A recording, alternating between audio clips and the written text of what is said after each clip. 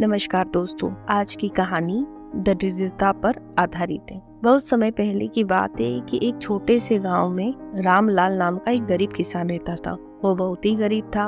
उसके पास ठीक से न पहनने के कपड़े थे और न ही खाना खाने के लिए अच्छा भोजन। रामलाल का परिवार भी उसी तरह कठिनाइयों से जूझ रहा था। उसकी पत्नी सरला और उसके 2 बच्चे भी थे जो दिन रात भूखे रहते थे। रामलाल का जीवन कठिनाइयों और संघर्षों से भरा था। गांव के सभी लोग रामलाल के संघर्ष से परिचित थे। वे जानते थे कि रामलाल दिन भर कड़ी मेहनत करते हैं, परंतु उनके साथ दरिद्रता एक साए की तरह जुड़ी हुई थी। रामलाल के पास जमीन भी बहुत छोटी सी थी और मौसम की खराबी की वजह से कभी फसल होती तो कभी फसल नहीं होती, और इसी कश्मकश से उनका परिवार जूझ रहा था। पर रामलाल के हृदय में आशा का दीपक जलता रहता था।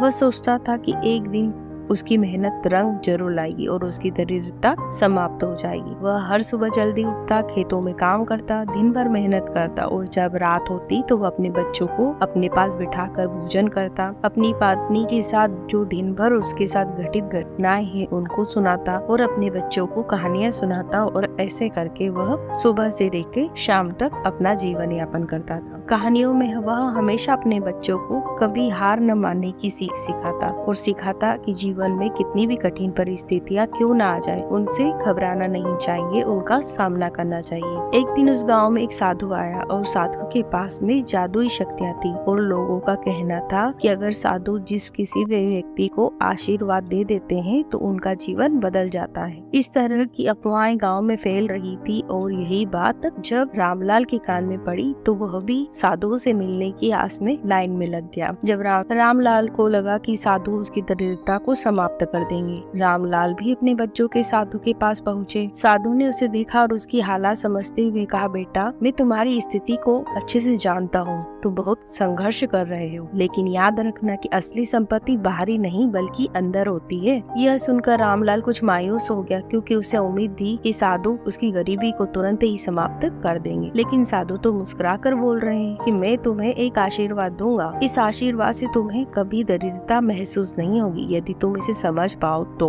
अब साधु ने रामलाल के माथे पर हाथ रखा और उसे आशीर्वाद भी दिया, और आशीर्वाद मन ही मन दिया और मुस्कुरा कर दिया। तब रामलाल ने साधु को धन्यवाद दिया, लेकिन वह उलझन में था। उसे समझ नहीं आया था कि साधु ने उसे आखिर आशीर्वाद दिया क्या उसकी गरीबी समाप्त हो जाएगी। वह दिन भर यही सोचता रहता था। जब वह घर लौटा, जीवन फिर से उसी तरह चलने लगा। हालांकि अब रामलाल के मन में साधु की वह मुस्कान गूंज रही थी। उसने सोचना शुरू किया, और साधु ने कहा था कि असली संपत्ति के बारे में, और धीरे धीरे उसने यह महसूस करना शुरू किया। असली संपत्ति धन दौलत नहीं होती है, बल्कि मन की शांति, मन की खुशी और संतोष होता है। अब रामलाल ने भी अपनी गरीबी पर शिकायत करना छोड़ दिया था। उसके जीवन में जो कुछ भी होता वह उसमें संतोष करना शुरू कर देता, और अपनी छोटी छोटी चीजों में खुशी ढूंढने लगता। और कठिनाइयों को उसने महसूस किया कि उसके पास जो भी बड़ी संपत्ति थी वह तो उसका परिवार था, उसकी पत्नी थी, जो उसके हर दुख और सुख में हमेशा साथ थे, जो उसे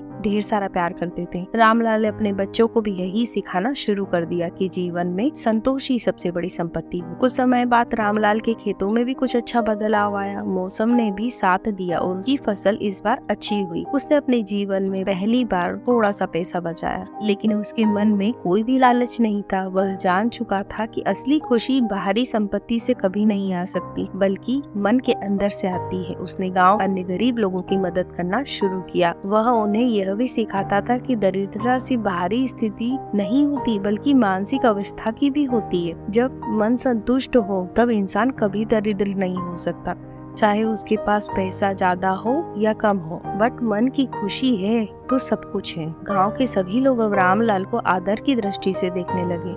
रामलाल की कहानी गाँव में सभी के लिए प्रेरणा बन गई थी। धीरे धीरे गांव में बड़े बड़े बदलाव होने लगे।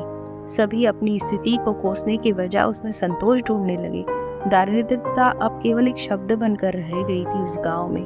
रामलाल की कहानी से एक बात तो समझ में आ गई कि दरिद्रता सिर्फ धन की कमी से नहीं, बल्कि सोच और मानसिकता से भी जुड़ी हुई है। धन्यवाद दोस्तों।